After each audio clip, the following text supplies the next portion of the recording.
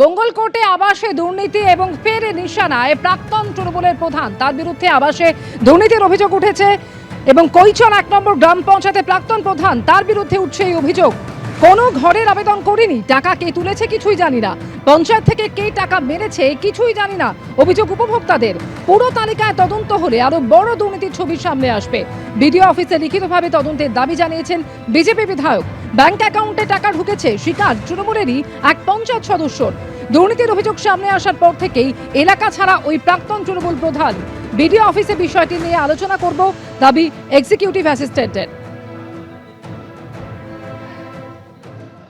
2021-22 তালিকায় আমার কোনো নাম রয়েছে, কিন্তু আমি কোনো ঘরের আবেদন করিনি এবং আমার নামে টাকাও বেরিয়েছে। হ্যাঁ, সেই টাকাও আমি পাইনি। একটা মানে আধার কার্ডের নাম্বার দেখে নাম বেরিয়েছে এবং আমার দাদার এবং আমার দুজনেরই নাম রয়েছে যে আমরা কেউ টাকা পাইনি, কিন্তু টাকা বেরিয়ে গেছে ঘরে। হ্যাঁ, সে টাকা কে কে তুলেছে আমরা কিছু জানি না। না, আমরা কোথাও জানাই না, এখন পঞ্চায়েতে দরখাস্ত করা হয়েছে। হ্যাঁ, ওই দাদা মারা গেছে 2012 সালে। তা দাদার নামে 21-22 যে টাকা আবাসনের ব্যাপারে টাকা বেরিয়েছে, সেই টাকা আমরা পর্যন্ত পাই নাই। সেই টাকা কীভাবে দুর্নীতি হয়েছে সেটা আমরা জানি না। পঞ্চায়েত থেকে টাকা কে মেরেছে কিছুই জানি না গো। এইটা আপনারা ব্যবস্থা করুন। এটা আমাদের অভিযোগ, আমাদের দু ভাইয়ের। আবাসের দুর্নীতি আমি বললাম তো, ঘটনা হচ্ছে যেটা যে দুর্নীতিটা বিভিন্ন রকমভাবে হয়েছে। মৃত ব্যক্তি রয়েছে, জীবিত ব্যক্তি রয়েছে, অ্যাকাউন্ট চেঞ্জ করে হয়েছে, বিভিন্ন রকমভাবে হয়েছে, বিভিন্ন সময় হয়েছে। আজ নয়, 2021 সাল তদূর্ধ্ব থেকেও হয়েছে। আজকে সরকার পরিবর্তনের সাথে সাথে যখন আমরা পেপার পাচ্ছি হাতে, তখন আমরা দেখতে পাচ্ছি আমাদের কাজ চলছে, কাজ এখনো শেষ হয়নি। কাজ শেষ হলে প্রকৃত তথ্য আপনারা জানতে পারবেন।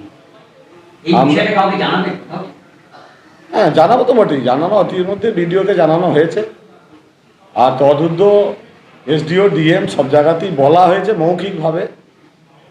শাসক দলের প্রধান যিনি ছিলেন তিনি বলেছেন যে তোমার অ্যাকাউন্ট টিএমসি, তিনি বলেছিলেন যে জব কার্ডের নাম্বার দিতে, আমাকে বলেছিলেন যে জব কার্ডের নাম্বার দিতে। দেওয়ার পর আমার অ্যাকাউন্টে থেকে 60,000 টাকা প্রথমে ঢুকেছিল, তারপরে আবার ফের 60,000 টাকা ঢুকেছিল। যে টাকাটা আমাকে তুলে রিটার্ন দেওয়ার কথা বলেছিল তখনকার প্রধান সাহেব। কি নাম প্রধানের? সুফল প্রধান। আপনি কি করলেন তারপরে? এই টাকাটা তুলে ওনার হাতে আমি ফেরত দিয়েছিলাম। এই টাকাটা কিসের টাকা? এই টাকাটা কিসের বলতে তখন আমি তো জানতাম না, এখন বর্তমানে আমি জানতে পারছি, বা পরে যখন টাকাটা ঢোকার পর তুলে জমা দেওয়ার পর তারপর জানতে পেরেছিলাম যে এটা আবাস যোজনার টাকা। আবাস যোজনার টাকা পেমেন্ট করেন বিডিও অফিস, ঠিক আছে। আমাদের পঞ্চায়েতকে যেমন নির্দেশ দেয় সেরকম নির্দেশ আমরা মান্য করি, বা সেই নির্দেশ মেনে আমরা চলি। ওনারা দিন, তারপর আমরা বিডিও সাহেবের সঙ্গে বিষয়টা নিয়ে আলোচনা করব, কি হয়েছে না হয়েছে। বিষয়টা আমার জানা ছিল না, ঠিক আছে। আমরা দরখাস্তগুলো খতিয়ে দেখব, ওনারা দিক, হ্যাঁ, অভিযোগ জানাক, সেই অভিযোগগুলো নিয়ে আমরা খতিয়ে দেখব। এবিপি আনন্দ, এগিয়ে থাকে, এগিয়ে রাখে।